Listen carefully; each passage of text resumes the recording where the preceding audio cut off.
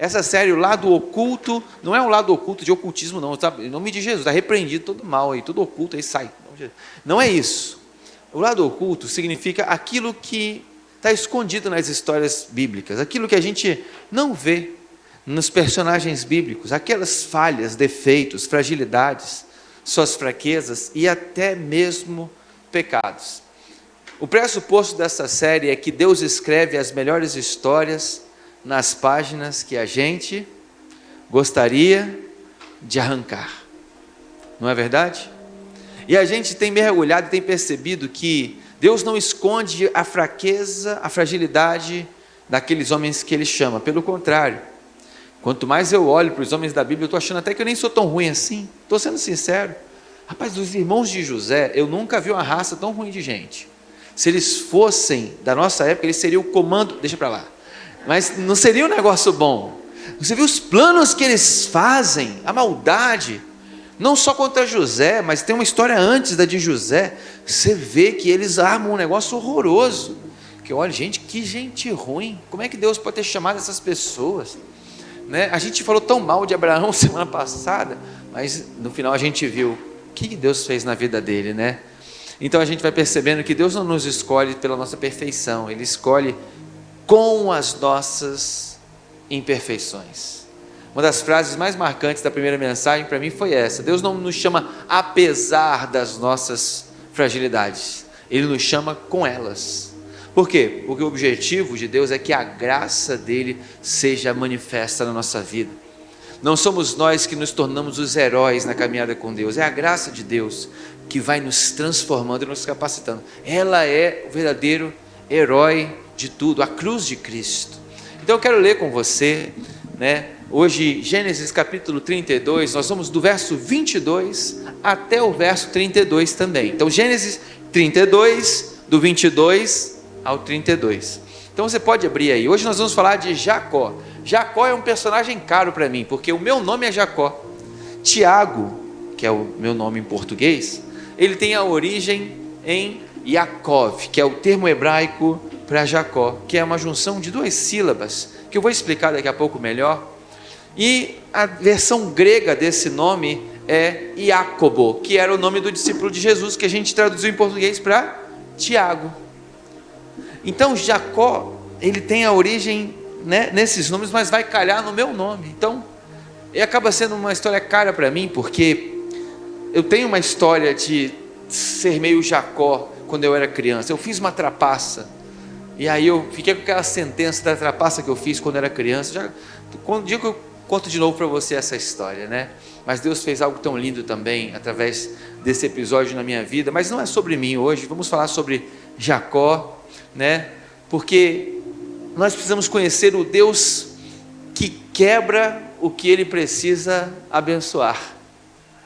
A ideia é que você hoje não vai sair daqui sem mancar, mas vai sair com um nome novo, em nome de Jesus. Nós vamos ver essa experiência hoje. Então, vamos ler o capítulo 32 de Gênesis, versos de 22 a 32. Diz o seguinte: naquela noite, Jacó levantou-se, tomou suas 2 mulheres, suas servas, e seus 11 filhos, porque Benjamim não tinha nascido ainda, para atravessar o lugar de passagem do Jaboque. Grave esse lugar, o vale do Jaboque. Depois de havê-los feito atravessar o ribeiro, fez passar também tudo o que possuía. Grave isso também, ele passou tudo o que ele possuía. E Jacó ficou sozinho. Grava isso também, Jacó ficou sozinho. Então veio um homem e pôs-se a lutar. Grave isso, lutar. Eu estou gravando muita coisa hoje, eu sei. Com ele até o amanhecer. Quando o homem viu que não poderia dominá-lo, grave essa informação, tocou na articulação da coxa de Jacó, de forma que deslocou a coxa enquanto lutavam. Então o homem disse: deixe-me ir, pois o dia já desponta. Mas Jacó lhe respondeu: me dá uma bênção para depois subir. Na verdade, não te deixarei ir, a não ser que me abençoes. E o homem lhe perguntou: qual é o seu nome? Jacó, respondeu ele. Então o homem disse: seu nome não será mais Jacó, mas sim Israel, porque você lutou com Deus e com homens e venceu. Prosseguiu Jacó: peço-te que digas o teu nome. Mas ele respondeu: por que perguntas meu nome? E o abençoou ali. E Jacó chamou aquele lugar de Peniel, pois disse: vi Deus face a face, todavia a minha vida fora poupada. Ao nascer do sol, atravessou Peniel, mancando por causa da coxa. Por isso, até o dia de hoje, os israelitas não comem um músculo ligado à articulação do quadril, porque nesse músculo Jacó foi ferido. Pai, em nome de Jesus, nos dê a sua palavra agora, fala ao nosso coração e nos transforma um pouco mais e mais uma vez. Amém. Imagina que o seu nome conta a sua história inteira. Não o nome que está na sua certidão, mas aquele nome que descreve quem é você quando ninguém está olhando. Ou aquele apelido íntimo que a sua família usaria para te descrever em uma palavra, quando estão sendo honestos até demais. Aquele que sempre controla, aquele que sempre dá um jeitinho, que nunca pede, mas toma. Aquele que precisa estar com tudo dominado, controlado. Aquele que machuca antes de ser machucado.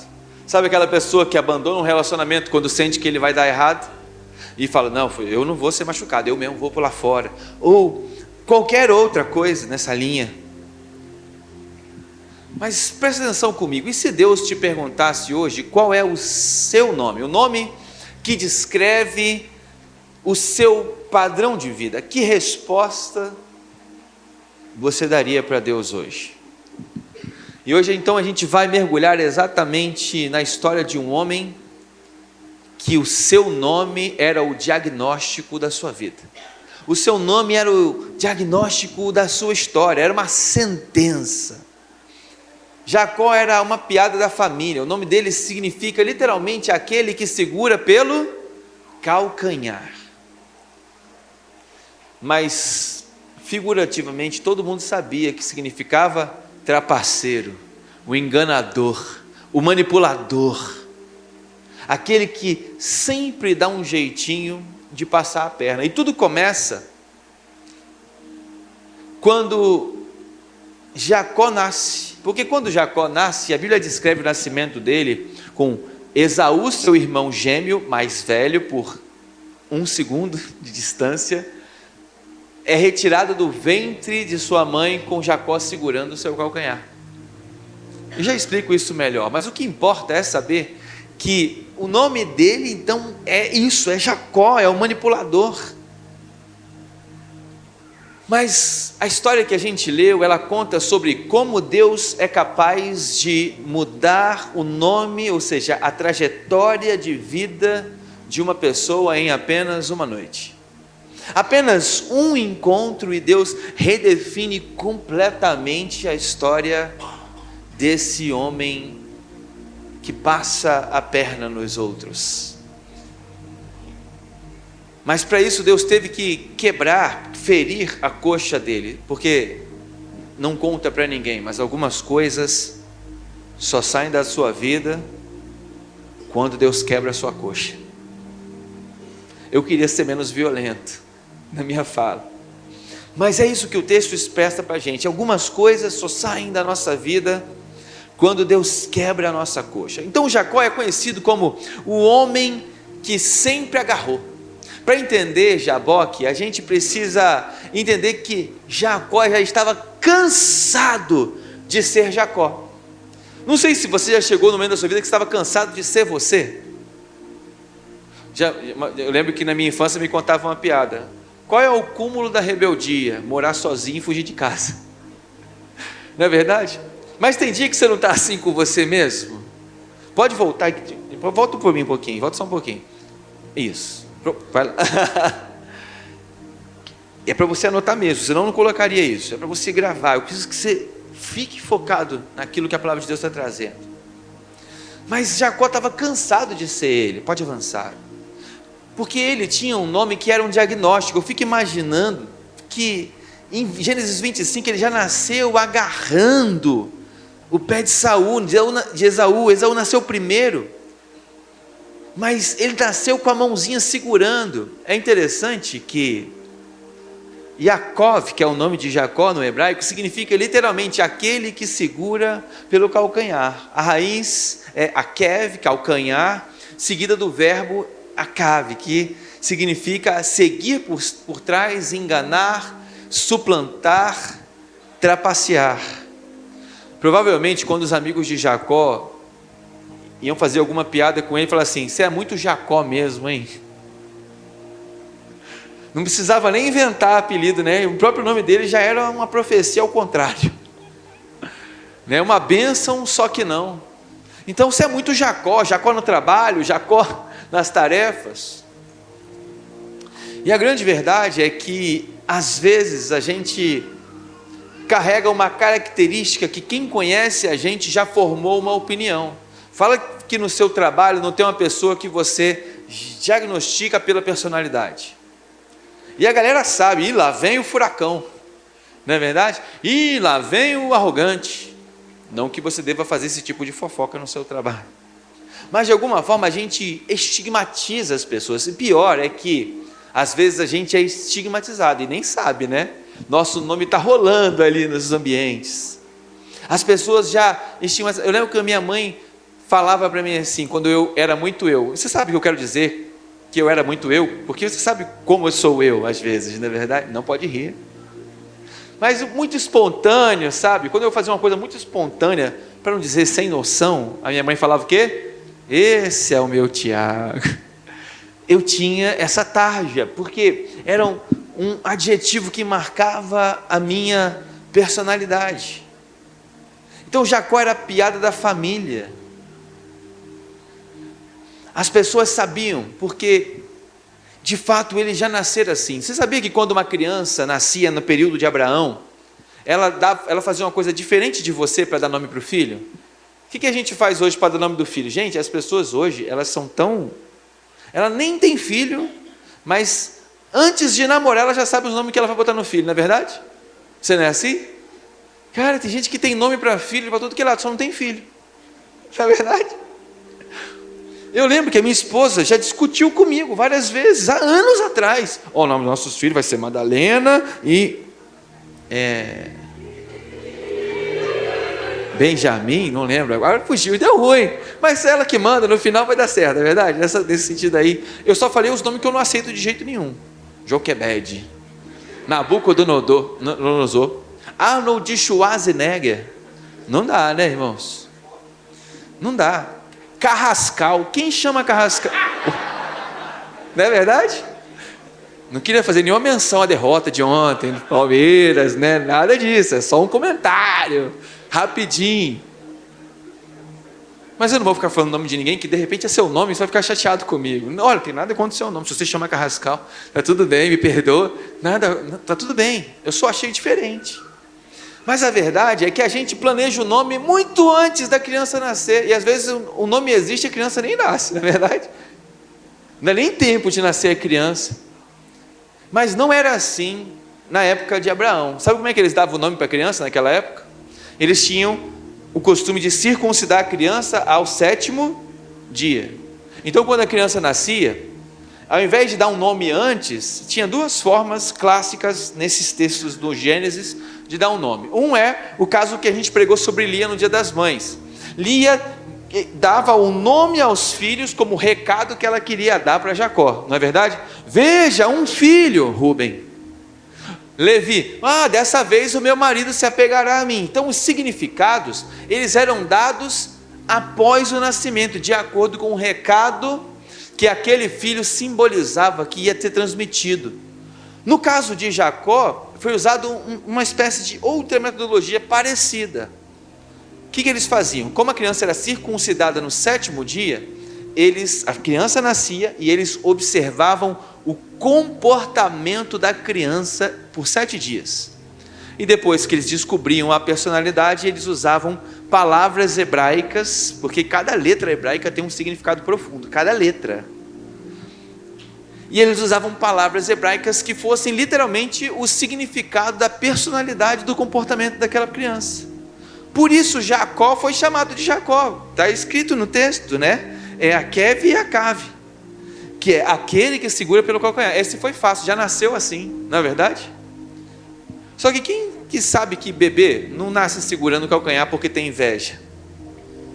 Bebê, ele tem espasmos na mão, ele gosta de ficar apertando. Por isso que você bota o dedinho para a criança, ela fica apertando, e é gostoso dela apertando. E você acha, ela me ama. Não, não, ela só está fazendo espasmo mesmo, né? Igual criança sorrindo. Ela está rindo para mim. Irmão, não é felicidade. Você não é bonito assim. A criança está sorrindo porque é um espasmo que ela tem também. É para você gostar dela. É sério, Deus criou a criança assim, para a gente gostar dela, para a gente não jogar ela fora. Eu falei alguma coisa errada? Esse é o meu Tiago. Deixa eu falar, né? Voltando aqui para a pregação. Você entendeu? Então a criança, ela foi diagnosticada, e pior, a criança nem nasceu daquele jeito, mas aquela foi a sentença. Aquela foi a sentença que ela recebeu dos pais, no caso ali, Isaac e Rebeca. Se eu falei Abraão, eu estava esquecendo. Essa foi a sentença de Jacó, ser chamado de aquele que segura pelo calcanhar. E como eu falei, alguns nomes, eles são uma certa profecia ao contrário na nossa vida, e funcionou, e pegou, porque Jacó aderiu ao seu nome. E você, já aderiu aos seus nomes? A explosiva, o problemático, a esquentada, o relapso, o difícil. Não é verdade? Às vezes a gente adere a alguns nomes que dão para a gente, e às vezes a gente cresce ouvindo um rótulo, que foi o caso de Jacó. Cresceu ouvindo um rótulo colocado sobre ele, o trapaceiro, né? E você se acostuma, e você não só aceita, como passa a viver do rótulo. Quer dizer, eu sou assim? Então eu sou assim. Então vou me dar bem em cima dos outros. Então vou aproveitar minhas oportunidades. Então, esse homem que sempre agarrou, tem um currículo impecável. Certo dia, seu irmão Esaú, e eu quero diferenciar, porque você vai entender porque eu estou diferenciando daqui a pouco. O Esaú provavelmente era um homem forte, cheio de testosterona, e testosterona interfere na voz, você sabe disso, né? É só você saber quem tomou testosterona que fala, né? Então Esaú é descrito como um machão testosterônico, né? Que tem muitos pelos no corpo, né? Dizem que homem com muita testosterona tem muito pelo no corpo e nenhum na cabeça. Eu não tenho no corpo, então não sei qual é o meu diagnóstico. Mas voltando à conversa, eu conheço alguns testosterônicos aí, depois te apresento para você saber o diagnóstico da pessoa, né? Mas aí Esaú está com um cara que é esse homem.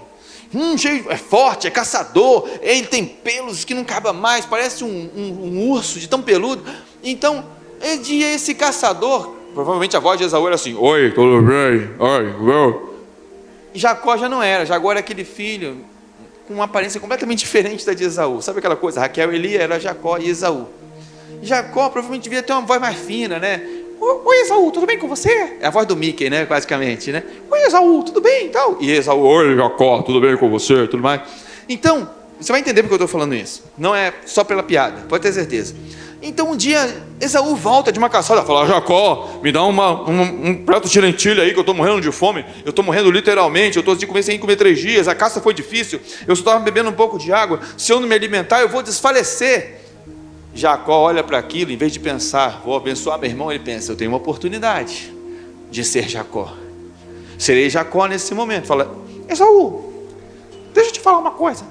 Eu até te dou um prato de lentilha, mas se você me vender a sua primogenitura. Esaú: que mané primogenitura? Me dá logo esse prato de lentilha. Não!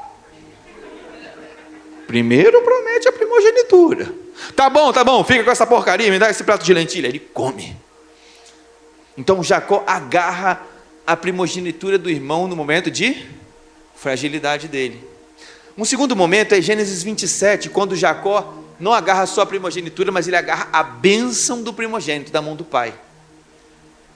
Um dia, Isaac já estava cego, a Bíblia vai dizer, que já não enxergava mais, estava velho, moribundo, esperando para morrer. E então Esaú chega no quarto de Isaac para ter um tempo com ele e tudo mais. E aí, pai, como é que você está? Está tudo bem, meu filho, mas eu estou sentindo que eu vou morrer.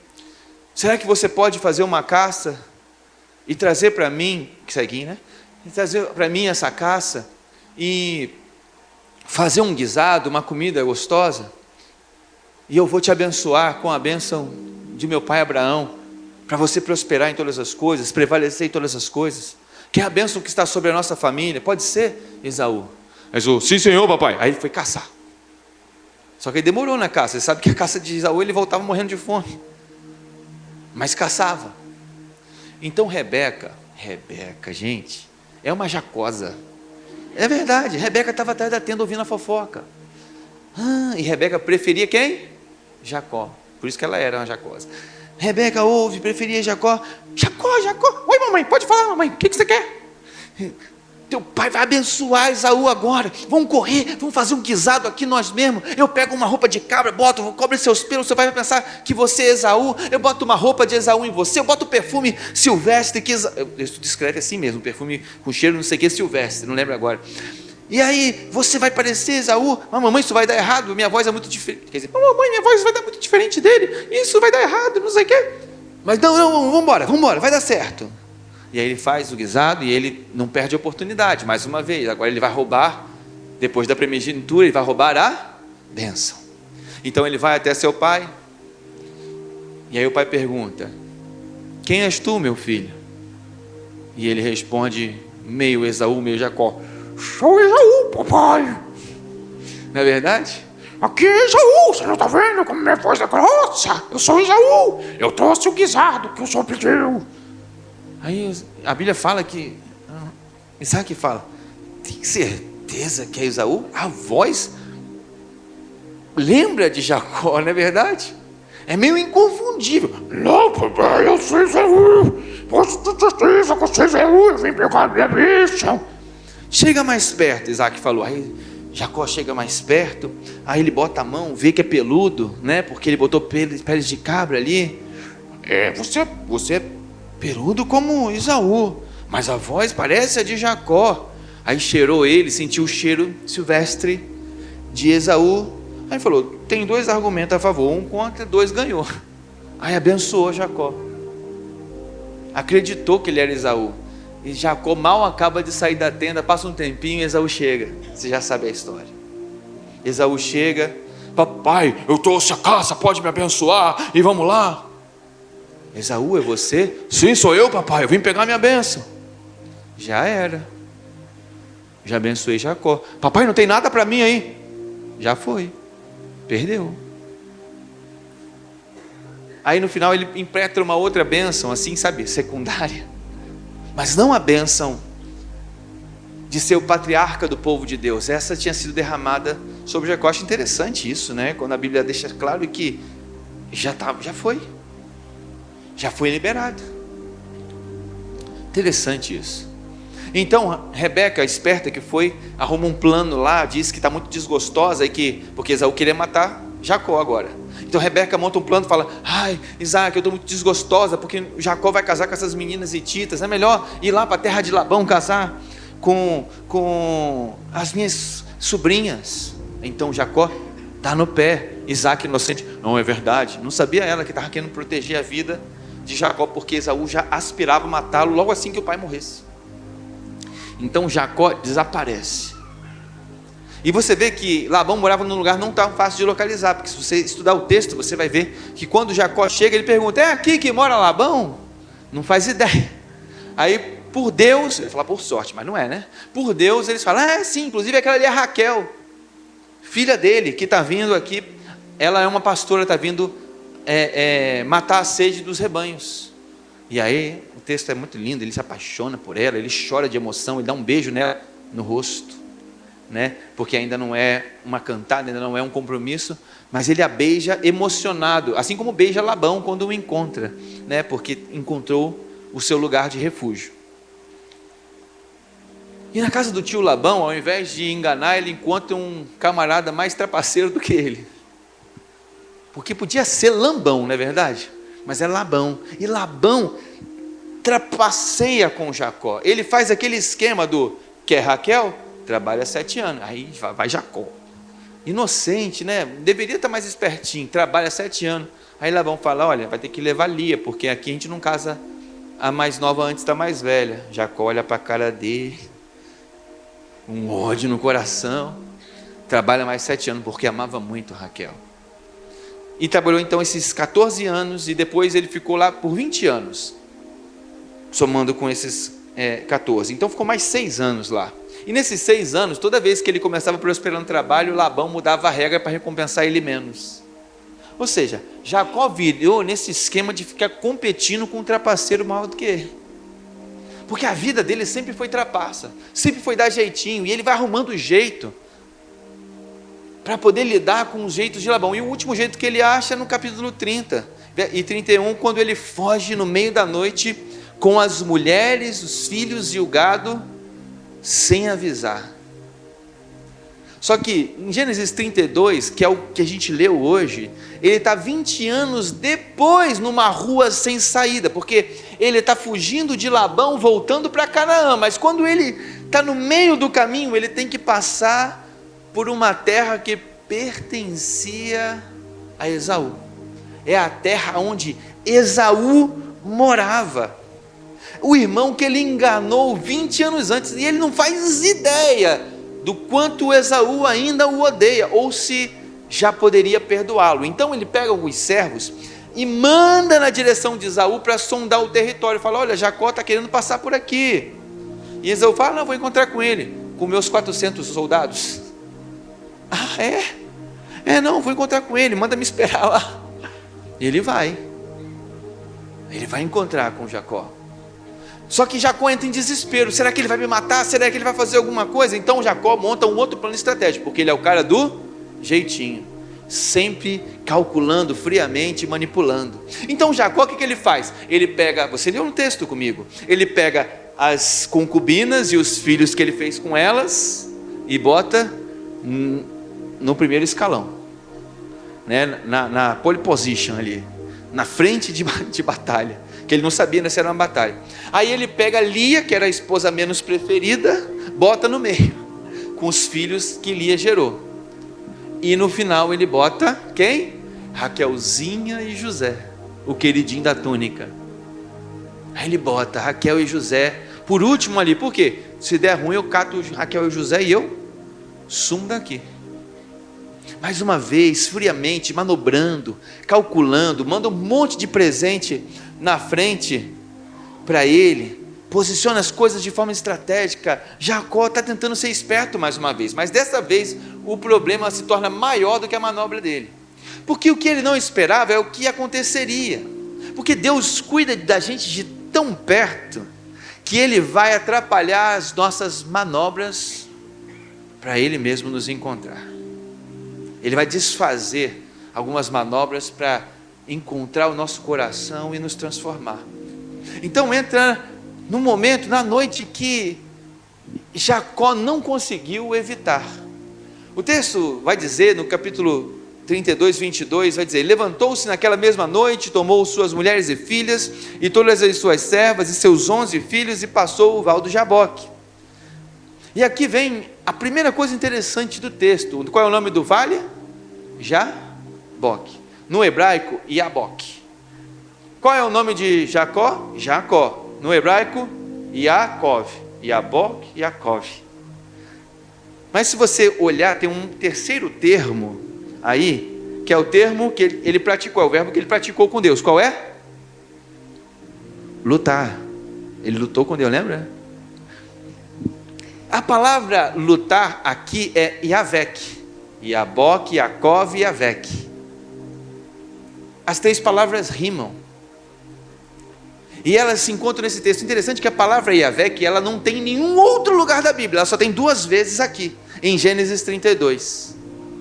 É como se o autor estivesse dizendo que essas 3 palavras, os 3 sons que se confundem, Yaakov, Yavok e Yavek, fossem Jacó, Jaboque e lutar, como se o nome dele e o lugar e a luta fizessem uma rima no hebraico, que quer dizer que tudo que ele é, tudo que ele evita, tudo que ele precisa enfrentar, está acontecendo nessa noite, nesse confronto, nesse lugar.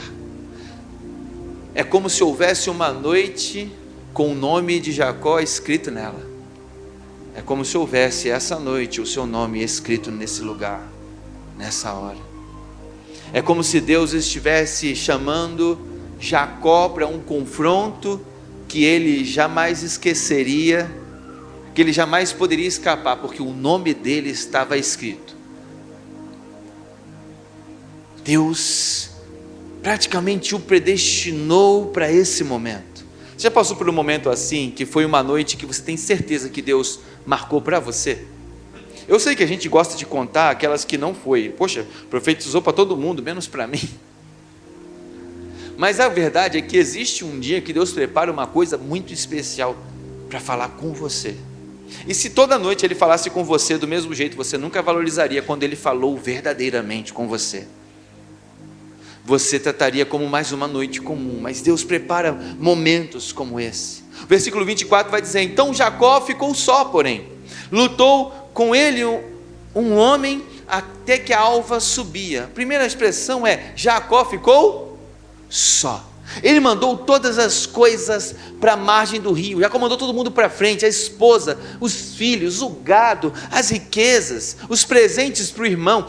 Tudo que ele acumulou nos 20 anos trabalhando para Labão, ele mandou para outra margem do rio. Por quê? Tem várias interpretações, mas a mais bonita é que alguns autores falam que Jacó mandou todas as coisas para o outro lado sem perceber, mas acabou fazendo algo profundo. Porque quando mandou todas as outras coisas para o outro lado da margem, ele ficou totalmente sozinho com Deus. Porque existe um lugar de intimidade com Deus que só acontece quando você, querendo ou não, consegue enviar para outra margem todas as outras coisas da sua vida. É como se Jacó tivesse ficado nu diante de Deus, desprotegido dos seus cargos eclesiásticos, desprotegido dos seus anos de crente, desprotegido, de todas as suas realizações, desprotegido do seu discipulador, do seu líder de célula, do seu pastor. É Ele Deus. Eu creio, essa noite, por mais que tenha tantas pessoas aqui, em nome de Jesus, é você e Deus.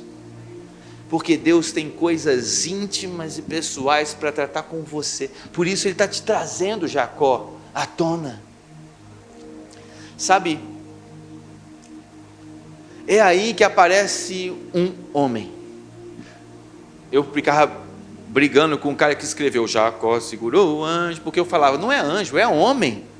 Mas aí eu vi que Oséias capítulo 12, verso 4, chama de anjo. Mas o texto realmente fala varão. Em Gênesis 32, 30 depois, ele vai dizer que Jacó viu Elohim panim el panim, que é Deus face a face, é uma teofania. Teofania é todas as vezes que Deus aparece na terra em forma humana. É Deus que vem pessoalmente. E como eu disse, o verbo para a luta deles dois é Yavek. E como eu disse, só aparece 2 vezes na Bíblia. E Yavek é um tipo de luta muito específica. Eu chamaria de jiu-jitsu. Por que jiu-jitsu? Porque é uma luta corpo a corpo, abraço apertado, sufocante. Só a parte de ser a noite inteira que eu não sei se combina com o jiu-jitsu. Mas como eu acho que acaba combinando, porque o jiu-jitsu acaba rápido, porque você imobiliza, fechando o fluxo sanguíneo do pescoço, ou então quebrando um braço. Ela acaba quando você meio que rompe o músculo do braço de alguém, ou trava de um jeito que a pessoa implora para acabar antes de quebrar. Bate 3 vezes. Mas é interessante que nessa luta, quem parece que está para bater 3 vezes não é Jacó, é Deus. Jacó está lutando com Deus e já não está deixando Deus ir embora, está agarrando de um jeito, está dando um armlock, está dando uma chave de perna, uma chave de braço, seja lá com os nomes dos golpes, e Deus está raspando. Para quem não sabe, raspando é quando o lutador de jiu-jitsu está escapando das imobilizações, e Deus está raspando, para cá, para lá. Eu sei umas técnicas de raspar, mas apesar de eu não ser um profissional faixa preta, mas se você quiser depois eu posso estou brincando, eu não sei nada de luta, de nenhuma luta, estou só piadando mesmo aqui. Então Deus está raspando, essa parte eu sei, e Jacó está tentando imobilizar e não está deixando Deus escapar, e Deus vai raspando, e isso é a noite toda.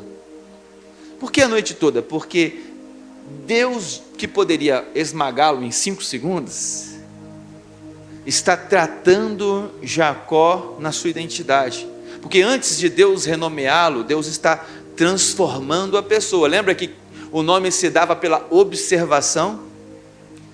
Deus não poderia trocar superficialmente o nome de Jacó. Ele precisaria fazer Jacó se expor a um novo processo, onde, observado o seu comportamento, Deus poderia renomeá-lo. Eu quero te dizer o que eu vejo em você. Não é assim que Deus faz com a gente? Enquanto o mundo vê porcaria, fraqueza, mau caráter, fragilidade, Deus está enxergando. Lembra de Abraão? Enquanto Abraão está mentindo para Abimeleque, Deus está chamando Abraão de profeta. Mais uma vez, Deus está deixando Jacó se debater na luta, para poder nomeá-lo de acordo com o seu comportamento nela. Então, essa luta, o homem que pegava pelo calcanhar, agora está abraçando Deus, vê se pode. Até que enfim ele decidiu abraçar a coisa certa, se apegar à coisa certa, a fonte de toda a bênção. O agarrador profissional descobriu que a única coisa que vale a pena agarrar é Deus. Então o versículo 25 chega e mostra o toque. Vendo que não prevalecia, tocou-lhe a junta da coxa, e se deslocou a junta da coxa de Jacó, lutando com ele. É muito interessante, né? Vendo que Deus não prevalecia, o Criador do universo, aquele que fez todas as coisas com a palavra do seu poder, aquele que disse a Rebeca, mãe de Jacó: Rebeca, acaso existe alguma coisa demasiadamente difícil para Deus? É esse Deus que não está prevalecendo. E o que está acontecendo aqui é que, não, o texto não está dizendo que Deus não é capaz de derrotar Jacó. Está dizendo que Deus voluntariamente, não pela força, mas respeitou a agência, o livre-arbítrio humano, porque Deus sabia que era mais do que frear Jacó, mais do que travar seus braços, imobilizá-lo e vencê-lo. Ele precisava que Jacó chegasse ao momento de dizer: eu me entrego. Deus não venceu precipitadamente, porque ele queria observar Jacó enquanto levava Jacó ao seu limite. Então ele leva Jacó até o limite dele, porque algo dentro de Jacó precisava ser entregue e não derrubado. E aí vem essa parte onde Deus toca ali a junta da coxa, e a palavra hebraica para esse toque é naga. Não é machucar, não é socar, não é esmagar, é tocar. Deus encostou, apenas desconjuntou, rompeu o ligamento, vamos dizer. Porque Deus não precisa de força para derrubar a gente, Ele só precisa tocar a gente naquele lugar que a gente mais sustenta o nosso orgulho. E se a gente pensar direitinho, existe uma força pequena que vive na nossa vida, está sempre reaparecendo, aquelas áreas que a gente sente que não progride, que não avança, que não vence, e passam os anos, aquela área ela volta nos assombrando. Ui, sou eu de novo. A verdade é que às vezes a gente sustenta áreas da nossa vida que Deus está nos fazendo nos cansar, para ao invés de dizer, o pecado te derrotou, Deus está dizendo: por que você não se rendeu ainda, para que eu possa te tocar? Por que você não se rendeu ainda, para que eu possa te livrar? Por que Deus está segurando a gente? Para que um momento a gente diga: eu parei de vencer com as minhas forças, eu me entrego, Senhor. E então o texto avança no verso 26 e disse: deixa-me ir, porque a alva já subiu. Isso é Deus falando. Jacó, porém, disse: não te deixarei ir, senão me abençoares.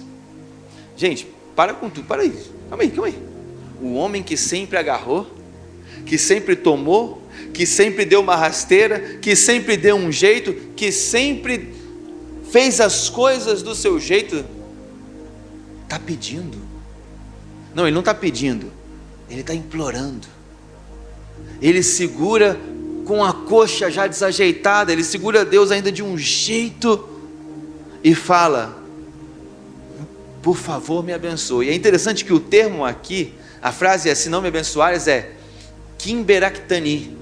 A palavra beraca significa bênção, que vem da raiz barak, que significa ajoelhar. É um tipo de bênção que só pode ser feita quando a pessoa abençoada está de joelhos.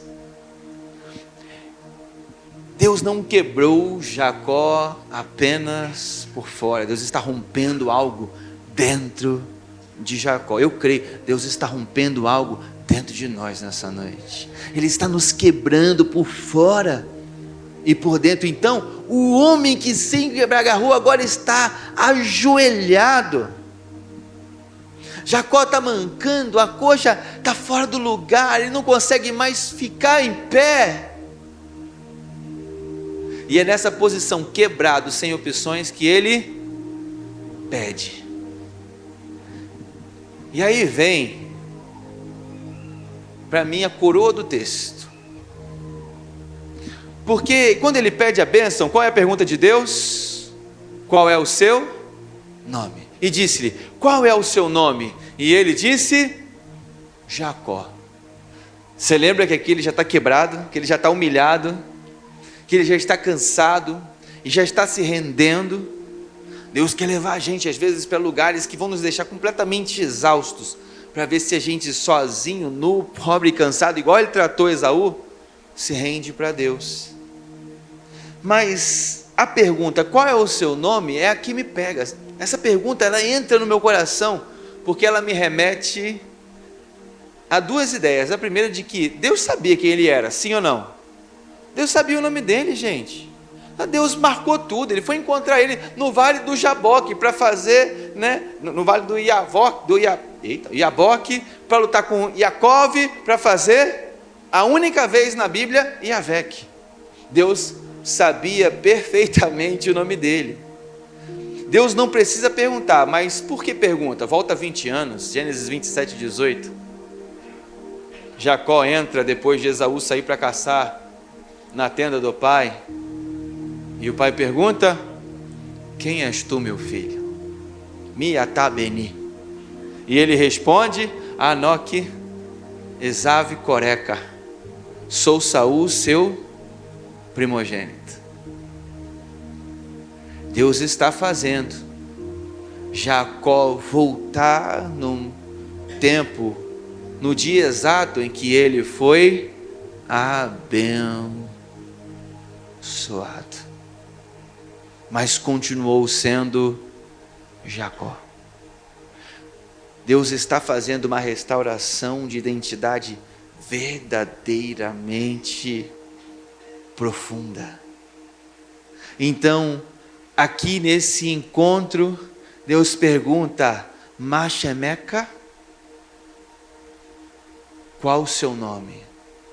E dessa vez ele tem que dizer a verdade.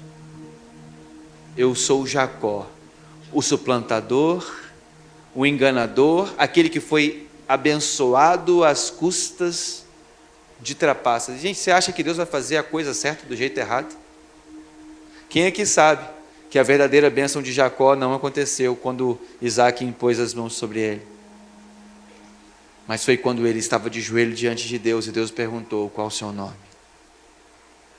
Às vezes a gente é tão abençoado por Deus nos bens materiais, no cuidado, nada falta, Ele nos abençoa, mas quero te dizer, existe uma segunda bênção, ou existe um outro nível de bênção que Deus quer liberar sobre você, que vai muito além da graça e favor que Ele tem concedido a você para você ser bem sucedido nas coisas, mas tem muito mais a ver com a restauração da sua identidade, porque Jacó não poderia ser pai de uma nação sendo Jacó, porque Deus não está formando uma nação de trapaceiros.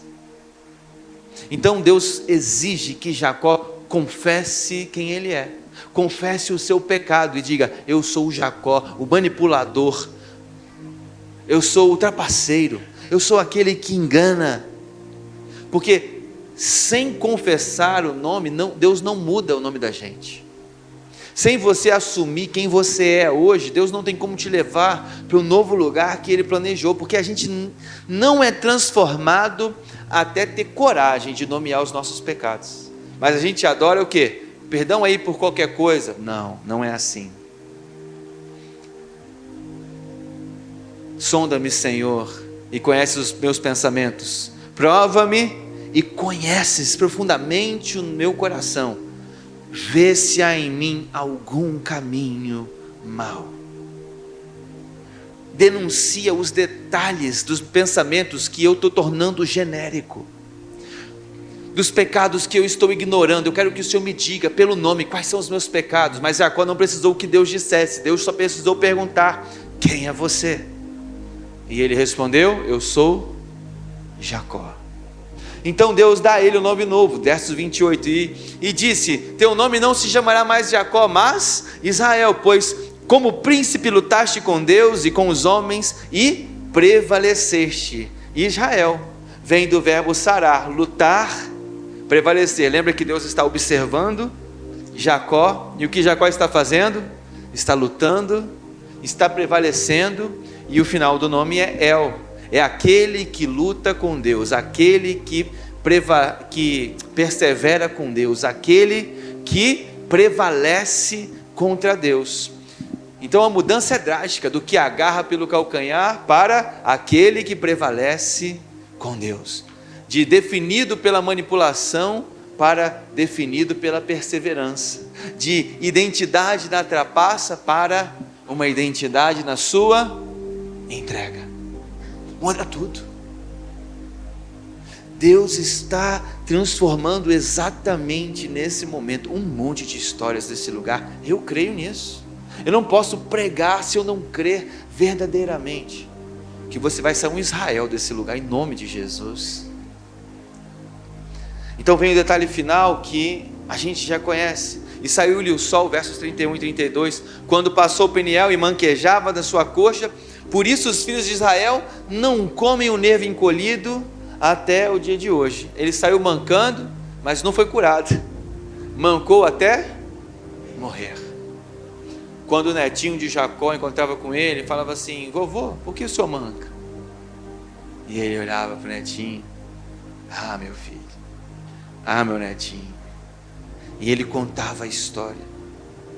Sabe, a história de Jacó se tornou a identidade do povo de Israel. Jacó é marcado por ser aquele que foi ferido em uma luta com Deus, e isso transformou completamente a sua vida. Para Israel sempre acreditar que não importa quantas vezes ela falhasse em seu caráter, Deus sempre estaria comprometido em restaurar sua nação.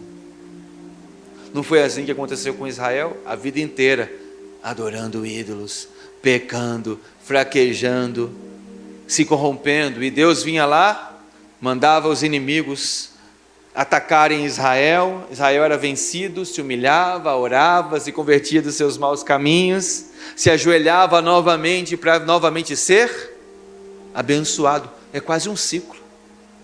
É um ciclo que aconteceu repetidas vezes com Israel. E nós somos o povo de Deus. Agora não estou falando mais para você individualmente, estou falando nós como igreja somos o povo de Deus.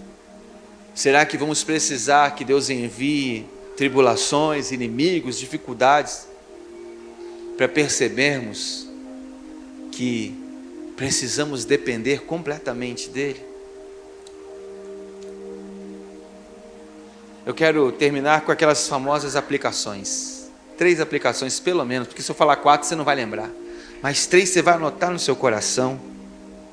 A primeira é que existe uma luta que você não vence pela sua técnica, mas você vence apenas pelo seu quebrantamento. Tiago, meu xará, o Jacó do Novo Testamento, pelo menos de nome, né? Ele vai dizer: humilhai-vos, pois, debaixo da potente mão de Deus, e então Ele te exaltará.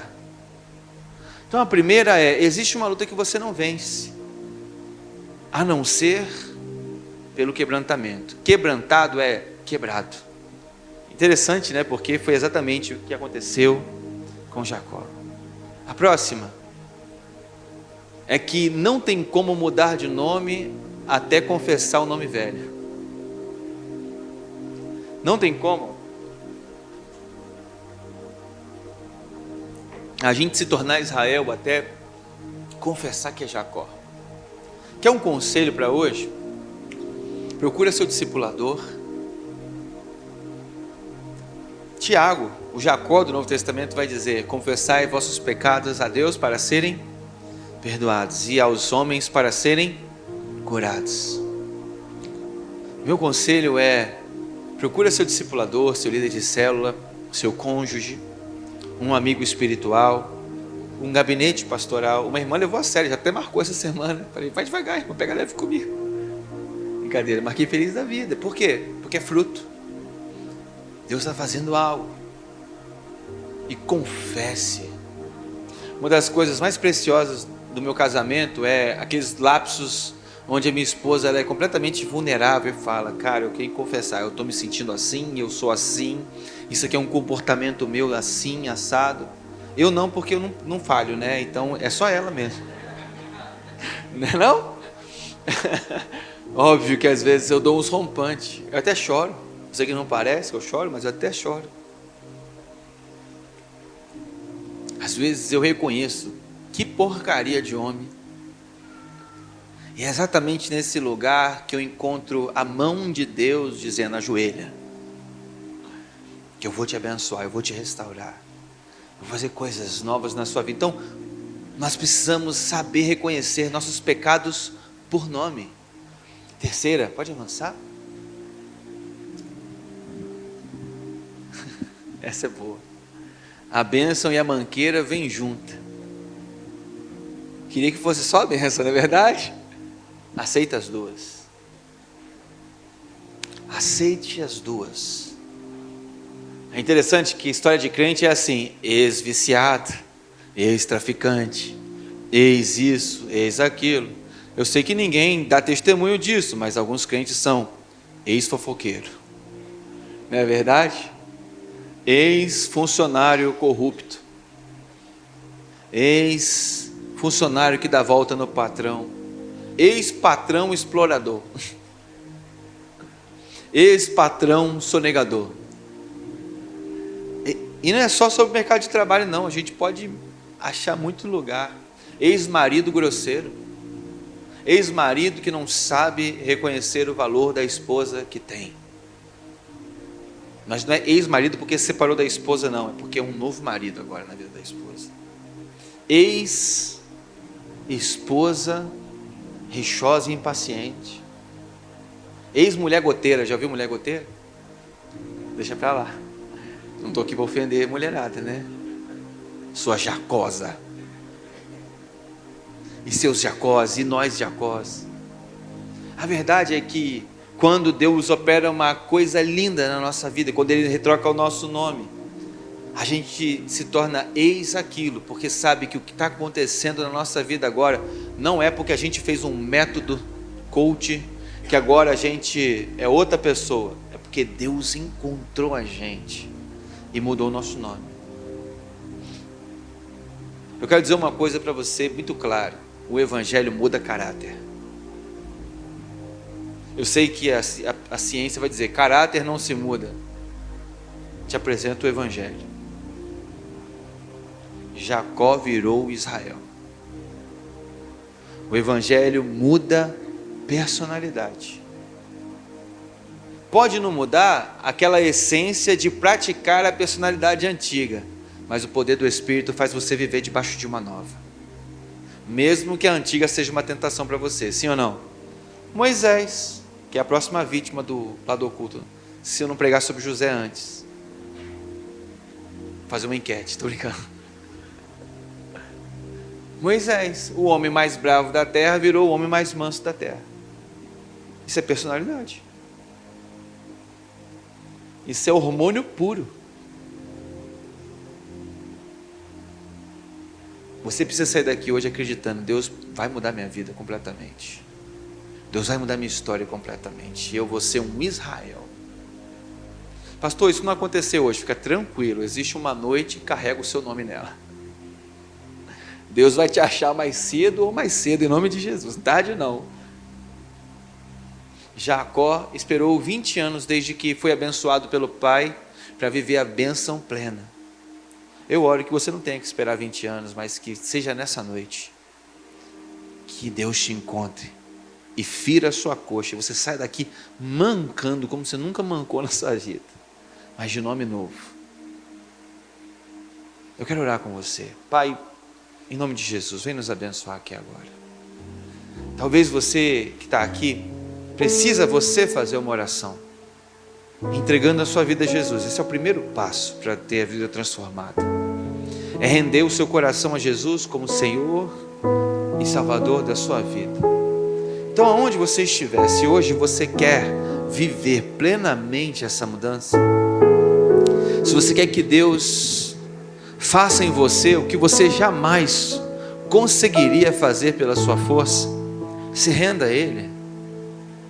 Dentro do seu coração, se ajoelhe e fala: Senhor, eu me rendo ao Senhor, me abençoa nessa noite, muda meu nome. A Bíblia diz que Deus nos dará um nome novo na eternidade, escrito numa pérola,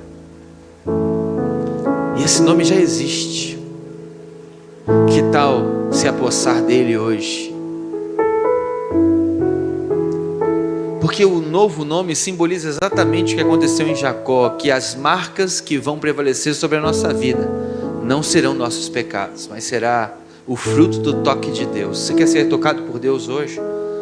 Feche seus olhos, abaixe a sua cabeça agora e faça uma oração comigo. Repita no seu lugar: Senhor Jesus, eu entrego a minha vida ao Senhor, me arrependo dos meus pecados, recebo hoje o presente da salvação, transforma a minha história, o meu nome, a minha família, a minha vida, em nome de Jesus, amém.